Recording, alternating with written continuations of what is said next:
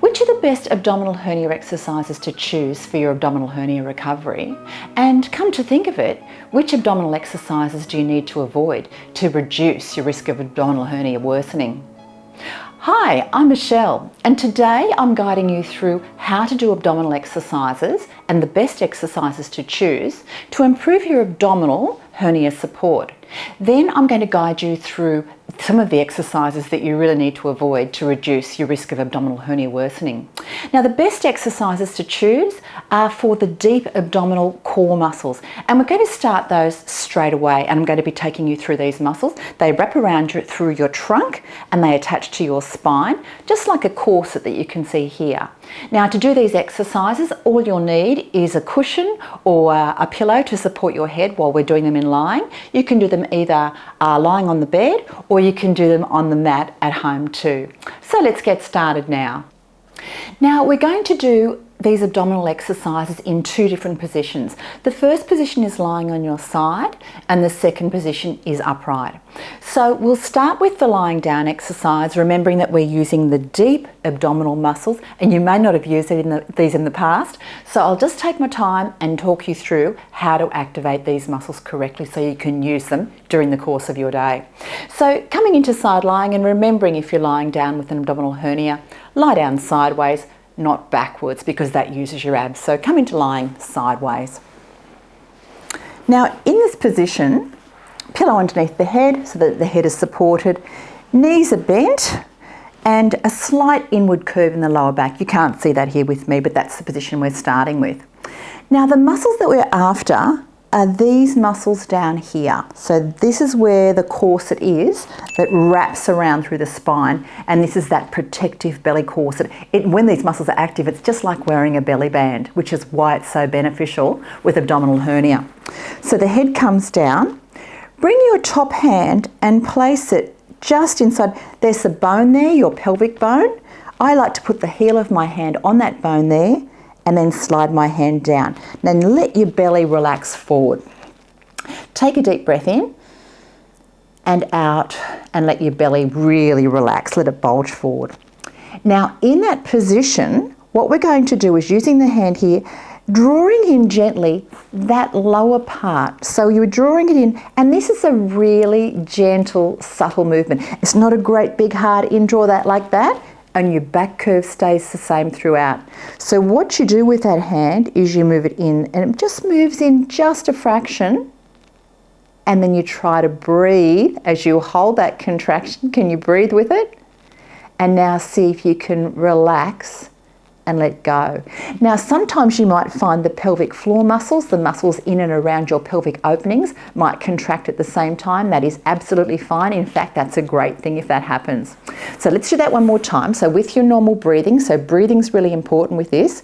So hand across that area, fingers across through the lower abdomen, and you're aiming to move those fingers, feel those fingers move inwards slightly with the contraction, but nothing should happen up here. If you're noticing that this part is moving in, you're activating too strongly. This is a really gentle contraction. These muscles should work all the time throughout the day.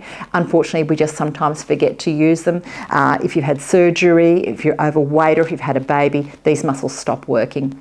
So, and abdominal surgery is what I mean. So using the hand over there again, let's go to the normal breath, breathing in and out. And out. Now very, very gently draw in that area just below your navel. Move the hand. The hand should just move inwards a tiny bit. Now see if you can keep breathing and keep holding. Keep breathing and holding.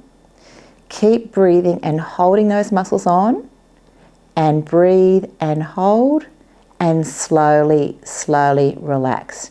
Now that is the technique to start this, and I really like doing this in side lying because you can really feel the muscles working in that area, and you can even look down, you can see that lower abdomen move in and out. Now let's move into our second position for these exercises so that you can do them during the course of the day, and that position is sitting, or you might like to do them in standing as well. Now, when you're doing your abdominal hernia exercises, the second position to use is either sitting or standing. You need to train these muscles so that they work during the course of the day, not just lying down. So you might like to start with the lying down exercise that I just showed you, but then practice doing these exercises in sitting and standing at regular intervals during the course of the day. Now, this is how you do this same technique in sitting or standing. The very first thing to attend to is your posture. If you slump forward, then your abdomen is going to bulge, and more likely that your hernia will bulge too. So the very first thing you can do is to lift, and you're lifting through the crown of the head towards the ceiling, and you're raising your chest as if there's a string from 45 degrees lifting you up. So you're actually lifting the chest, and the shoulders are back and down away from your ears. Now, in that position, again, you can bring your hands around through the front of the belly, the way I showed you before with the single hand. Now, relax your breathing. So breathing in and out, and again in through the nose and out. Now, what I'd like you to do is this area, this lower area, just see if you can tense the area a little bit underneath your briefs, drawing it backwards in towards your body just a tiny bit.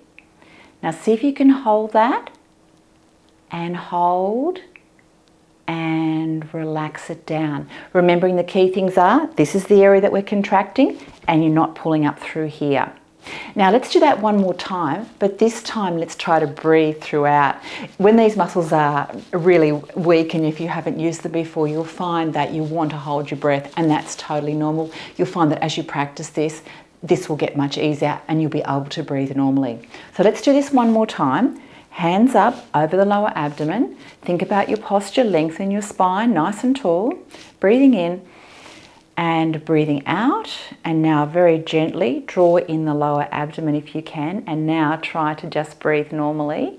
Breath in and out. It's very, very subtle. It's much harder than it looks, isn't it? Keep breathing and out and relax.